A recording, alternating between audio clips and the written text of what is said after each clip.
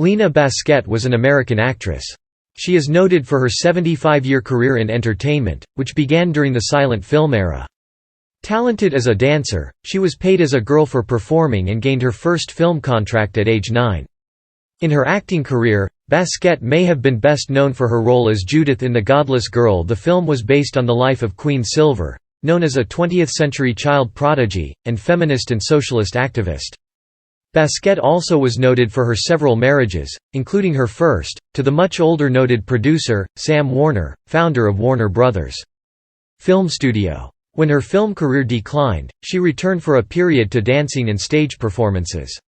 After she retired from the entertainment world, in 1947 Basquette moved to Bucks County, Pennsylvania, where she became a noted breeder of Great Danes. Her dogs won numerous professional show prizes. She wrote several books on dog breeding as well. Later living in West Virginia, she also served as a judge for the American Kennel Club, and wrote a column. Early years. Basquette was born in April 19, 1907 as Lina Copeland Basquette, to parents Frank E. Basquette, a drugstore owner, and his wife Gladys Lee Basquette in San Mateo, California. She began dancing as a child. A Victor Talking Machine Company representative saw her dancing to a record in her father's store.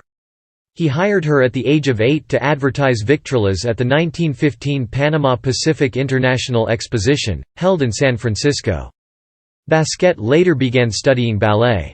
Basquette secured her first film contract at the age of 9 in 1916 with Universal Studios in Los Angeles for the silent film series Lina Basquette Featurettes. Shortly after she was signed with Universal, her father Frank Basquette committed suicide. Basquette later blamed her father's death on her mother's ambition for fame and fortune. Within a year, Gladys Basquette married dance director Ernest Belcher. Their daughter Marjorie Belcher, half-sister to Lina, was born in 1919 in Los Angeles, where the family was then living. Marjorie became a dancer and choreographer known as Marge Champion. Career early success. In 1923, Basquette and her mother traveled across the country by train to New York City, so that the girl could audition for John Murray Anderson. Anderson urged her to change the spelling of her surname from Basquette to Basquette. Producer Charles Dillingham changed the spelling of her first name from Lina to Lina, saying, "Lina is a cook, Lina is an artiste." Before she could sign with Anderson, Florenz Ziegfeld cast the 16-year-old Basquette in his Ziegfeld Follies and cast her as a featured dancer. The Follies producers officially dubbed her, America's prima ballerina. The girl gained notice from Russian prima ballerina Anna Pavlova, who wanted to mentor her in classical ballet.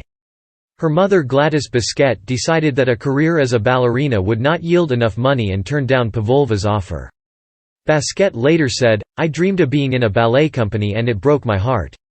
Marriage and family. By 1925, at age 18, Basquette was appearing in 2 concurrent Ziegfeld productions. She was spotted in Louis XIV by Sam Warner, film producer and co-founder of Warner Brothers. Studio. Warner instantly fell in love with her and proposed marriage. Basquette did not want to marry him, as he was considerably older than she. Her mother insisted that Basquette accept Warner's proposal, believing that the producer was wealthy. Basquette and Warner were married in July 1925. After the marriage, Basquette grew to love and respect Warner. The couple had a daughter, Lida, in 1926.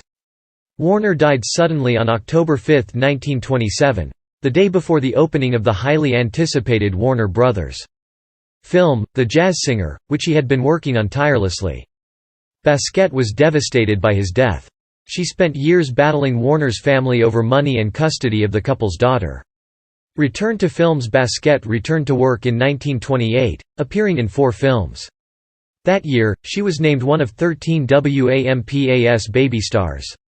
The following year, she appeared in The Younger Generation, directed by Frank Capra. In 1929, she starred in the partial sound film, The Godless Girl, directed by Cecil B. DeMille. This is the role for which she is best known. Basquette plays the title character Judith, who is based on Queen Silver, a child prodigy who early made speeches as a socialist activist. Judith is the leader of a high school atheist society. She forces members to renounce the Bible while placing a hand on the head of a live monkey. In the film's climactic scene, DeMille insisted on realism while filming the reformatory going up in flames. During the filming, Basquette's eyelashes and eyebrows were burned. The Godless Girl was not a box office success in the United States, but it did well in Austria and Germany. Basquette later recalled that she received a fan letter from Adolf Hitler saying that she was his favorite movie star. Decline. After appearing in The Godless Girl, Basquette found her popularity declining and she was offered fewer film roles. She was unofficially blacklisted in Hollywood due to her legal battles with the Warner family, which was trying to take custody of her daughter with Sam Warner in order to rear her as Jewish, and challenged settlement of his estate. She made a successful transition to sound films and appeared in some Western films in the 1930s. In January 1937, Basquette was offered a contract with the Universum Film AG studio in Germany after the Nazi Party had taken power. After arriving in Germany, she was driven to Berchtesgaden, where she met Adolf Hitler, Rudolf Hess, and Joseph Goebbels. She later claimed that Hitler made a pass at her, and she kicked him in the groin. When he persisted, Basquette told him that her maternal grandfather was Jewish. She left Germany the following day. As her career in films continued to decline, Basquette returned to dancing. She performed in nightclubs and on the vaudeville circuit.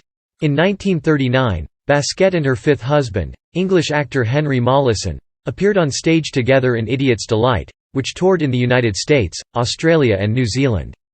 After appearing in 1943's A Night for Crime, Basquette retired from films.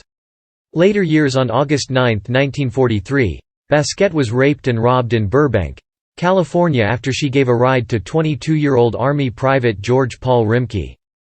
Basquette later testified that after she picked up the soldier, he forced her into the backseat and raped her. Rimke denied the charges but was found guilty on August 26, 1943 and sentenced to life in prison. In 1947, Basquette used money from a trust fund left to her by her first husband, Sam Warner, and purchased a farm in Bucks County, Pennsylvania.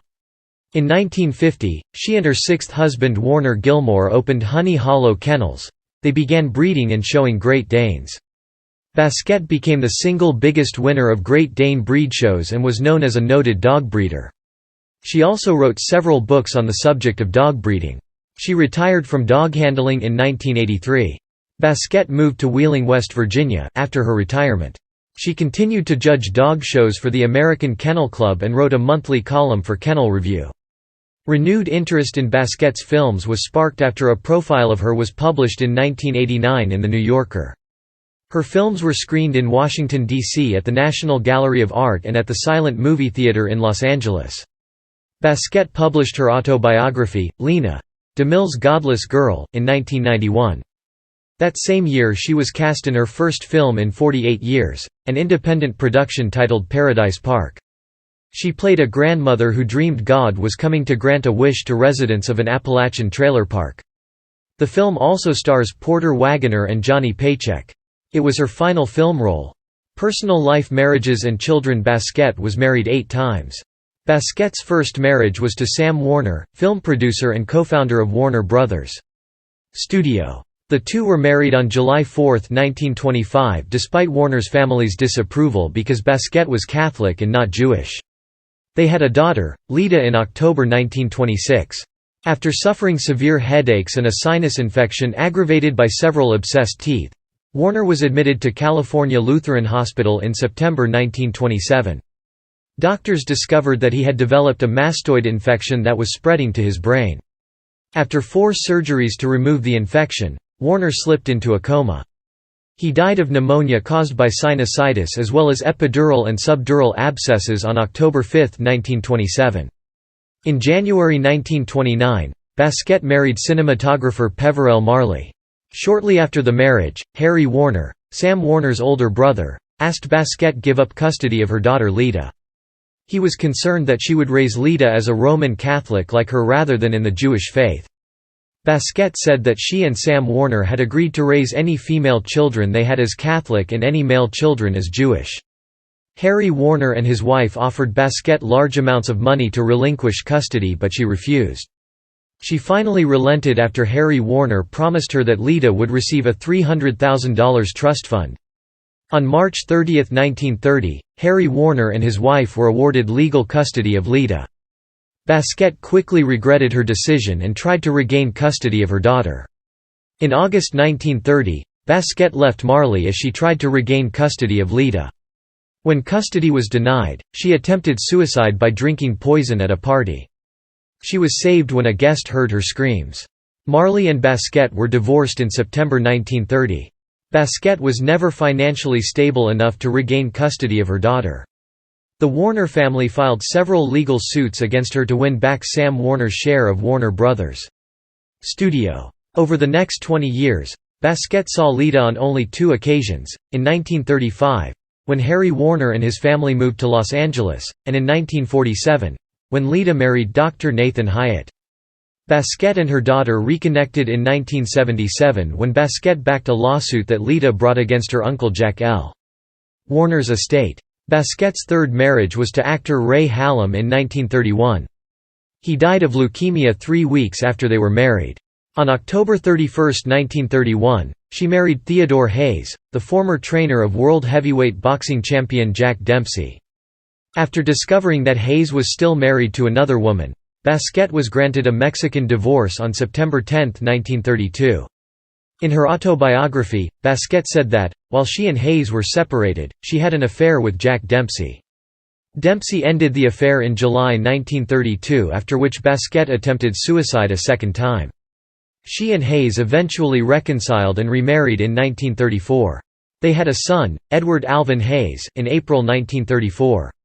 The following year, they divorced in December 1935.